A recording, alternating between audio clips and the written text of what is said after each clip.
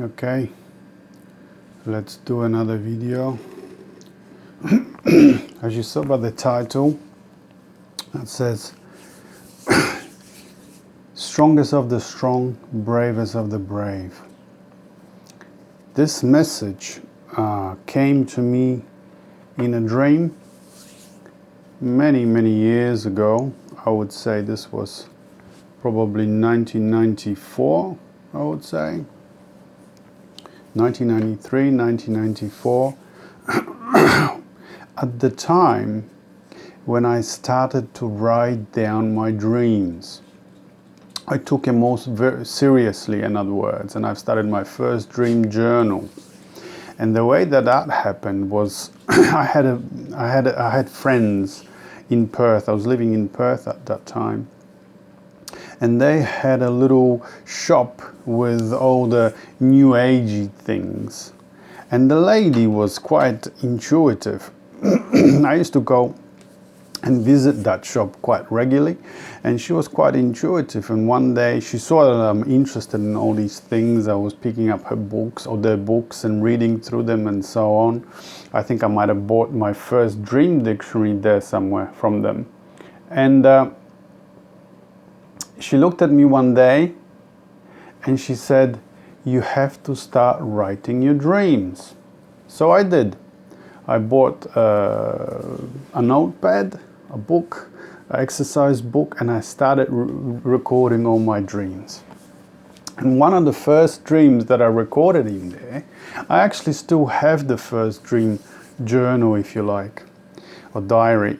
And in that dream, I had this message: not everything that you see is evil. That's what makes you the strongest of the strong, bravest of the brave.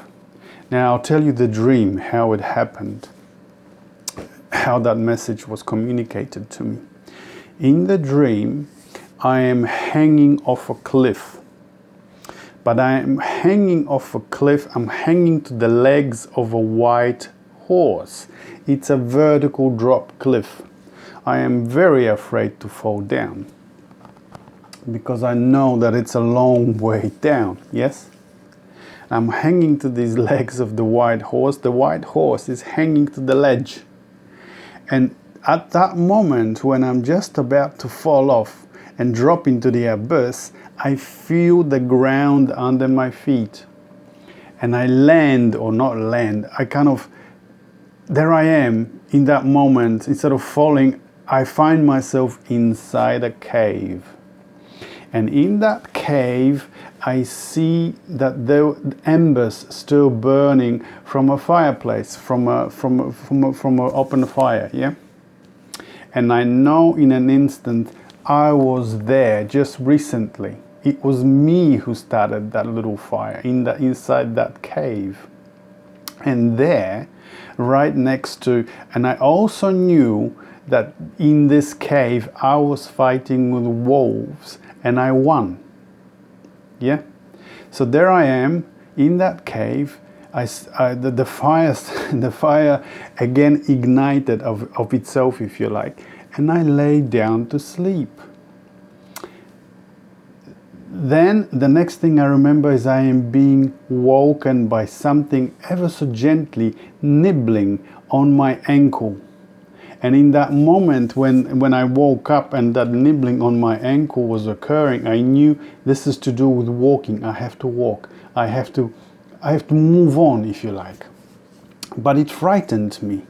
So I woke up and I saw a little white dog that was nibbling on my ankle, and I thought, oh, the wolves have returned.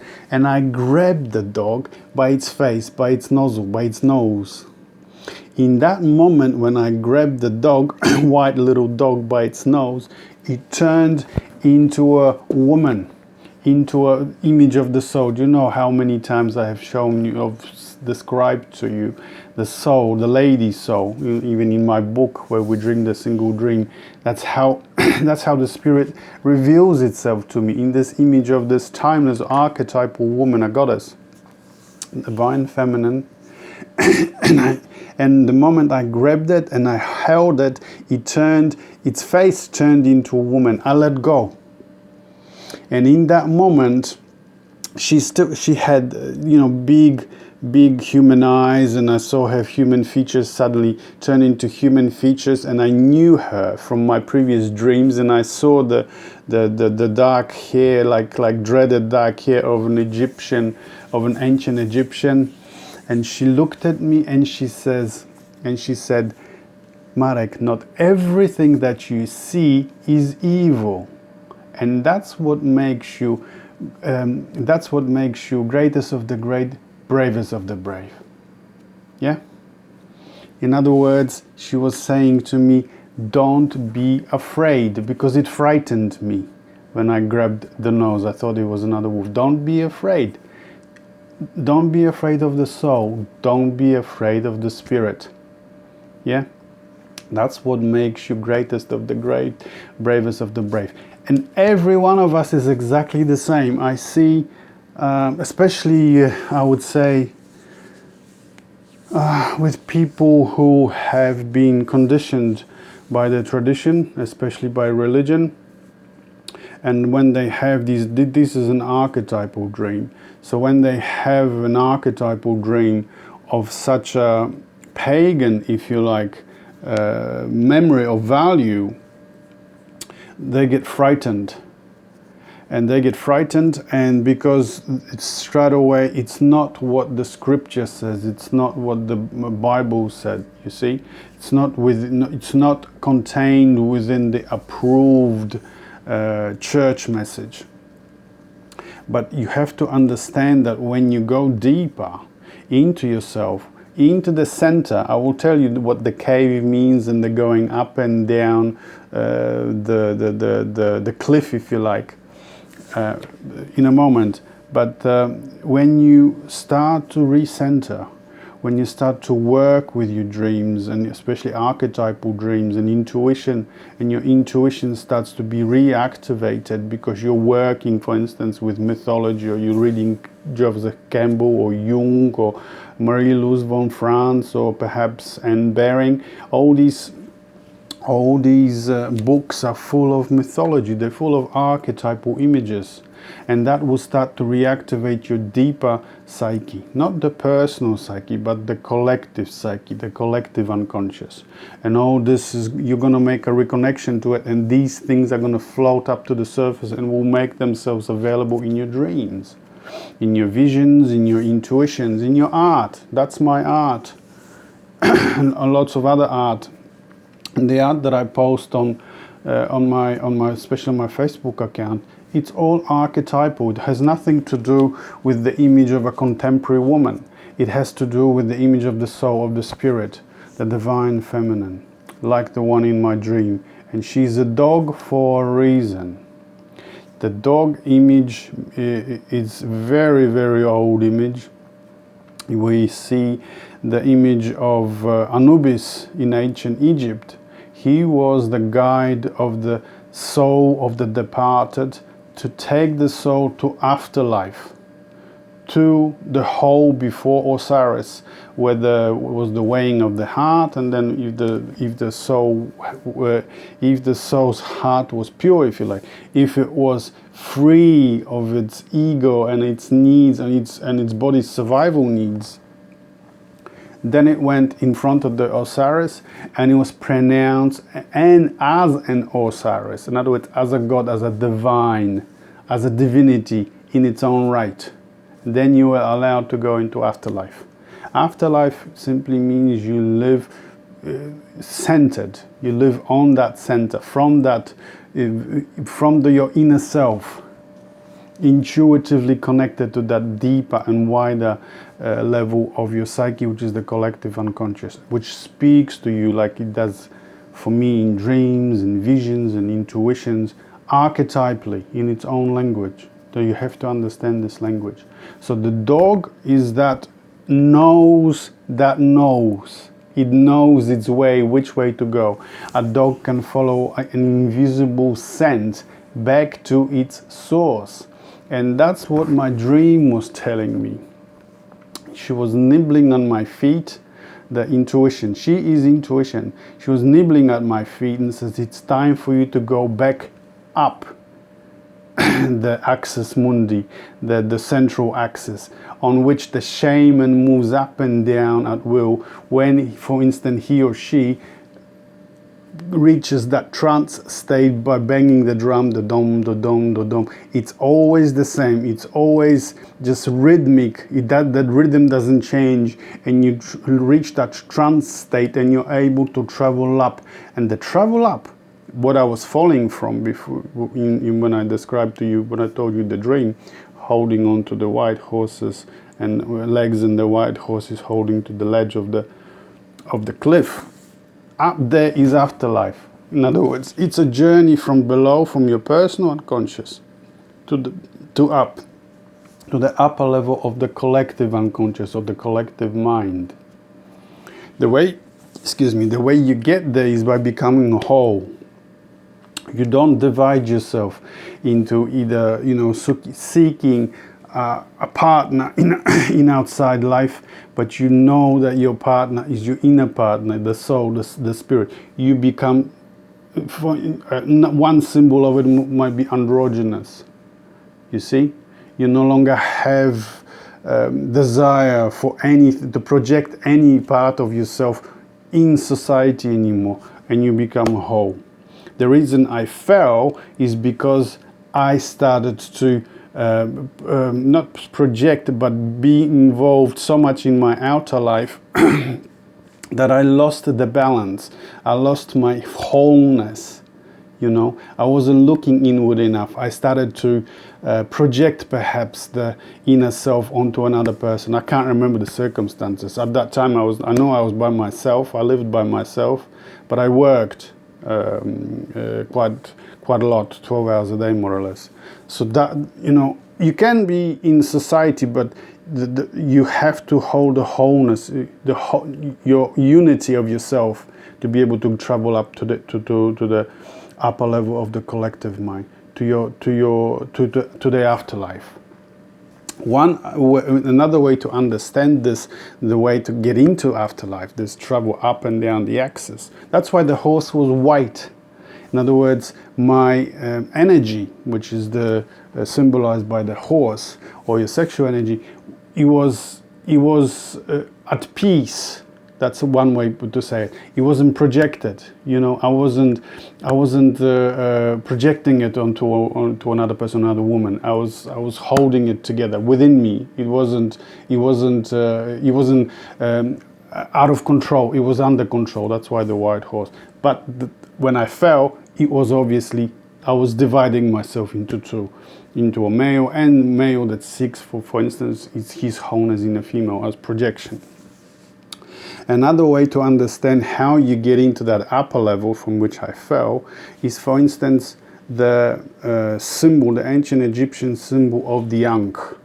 The cross with a round circle at the top. There's the cross and the round circle at the top. The round circle at the top is the afterlife, the center, the upper level of the collective mind. Yeah? Travel up and down the axis. That's where the divinity is. That's where God is. And you have the shaft that goes up and down to get up to this is the apex. And you see that horizontal bar? These two have to come together before you can enter into that circle. So you cannot divide yourself, project your other missing half, for instance, if you're a male onto a female, if you're a female onto a male in society, because otherwise you will never get in. You have to become whole, like androgynous. No longer desire anything from society, whatever it can offer. Then you go up. Another way, then you get in. Another way of thinking of it is your body and your survival instincts have to be at peace. That's why so many people, when they, for instance, go to hospital, they have a surgery, like major surgery or something, and they put under anesthetic, fully under anesthetic. They have experiences of going out of the body, and they might have experiences of actually entering that upper level of the collective mind, the center, the afterlife. And it's exactly the same, the process when we are dying, the process of dying. You are slowly letting go of the body so that you can enter, and then the people have these experiences, visions and dreams of entering this other dimension, where, for instance, the ancestors might be waiting, and that's what the divinity is, something special, a spirit, a guardian angel waits for you at the door and takes you further. That's what the woman, the spirit with the dog's face, that's what she is archetypally.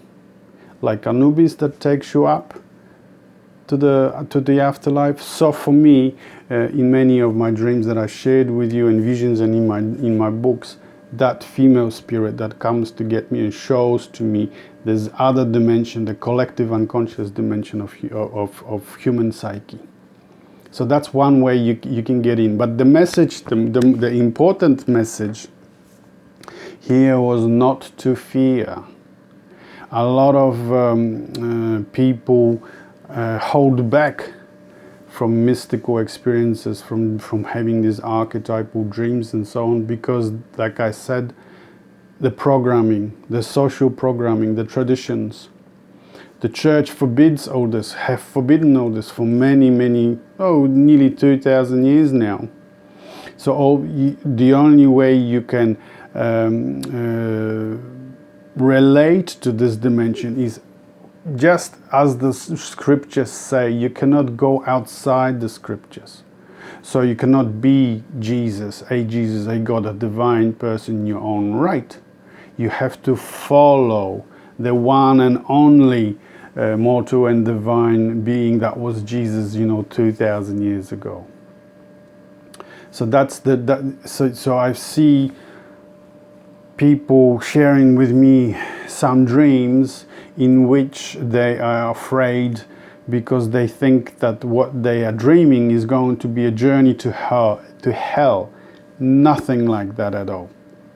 So if you were to let go, and if you're not going to fear, that person, that guide, that inner guide, or even guardian angel, like for instance the lady in my dreams, it will take you to experiencing this deeper and wider dimension common to all of humanity, the collective unconscious, the upper level of the collective mind, and that's the center, that's the afterlife, and it is in here that you might experience eventually, or if you make that journey often enough, your own divine part or your own divinity.